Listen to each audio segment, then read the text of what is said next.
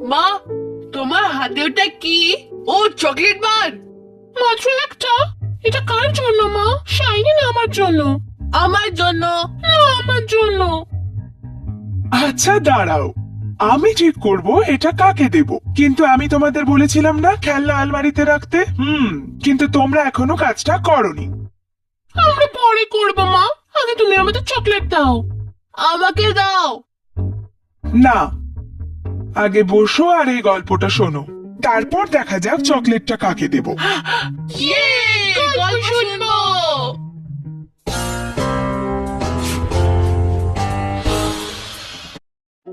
অনেক দিন আগেকার কথা, একটা খুব পরিশ্রমী মুরগি ছিল। তার দুটো ছোট ছোট বাচ্চা ছিল, জ্যাকি আর জনি। একদিন মুরগিটা কেক বানাবে বলে ঠিক করলো। তোমরা কি জানো, আজ আমি তোমাদের জন্য কেক বানাবো। খুব মজা হবে। এখন আগে আমাকে গিয়ে জিনিস আনতে হবে। দুধ, ময়দা আর চিনি আর ডিম, অনেকগুলো জিনিস। ঠিক আছে মা, তাড়াতাড়ি এসো। আমি যাবো তোমার সাথে। সত্যি? তুমি তো খুব ভালো ছেলে জনি।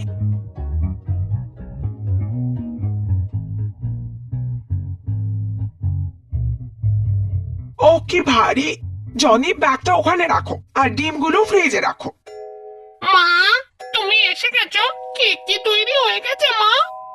না বাবা জ্যাকি, এবার আমাকে এগুলো একসাথে মেশাতে হবে। আমার এর জন্য অনেক কিছু চাই।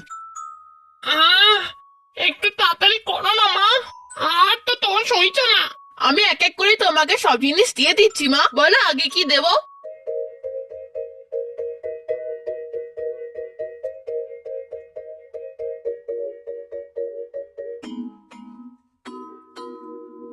এবার আমরা এটা ওভেনে ঢোকাবো।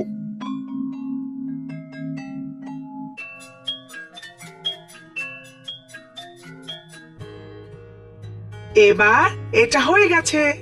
ওটা বাইরে বার করতে আমি সাহায্য করছি মা। না বাবা, দরকার নেই, এটা খুব গরম, এটা আমিই করব। কেক এবার তৈরি হয়ে গেছে, এবার খাওয়া যাক। এবার আমি এই কেকটা কাটবো। এটা তোমার জন্য জ্যাকি, আর এটা তোমার জন্য জনি। কিন্তু মা, আমারটা এত ছোট পিস কেন? জনির পিসটা তো এত বড়। হ্যাঁ, তা তো হবেই জ্যাকি। যারা পরিশ্রম করে পুরস্কার তো সব সময় তারাই পায়।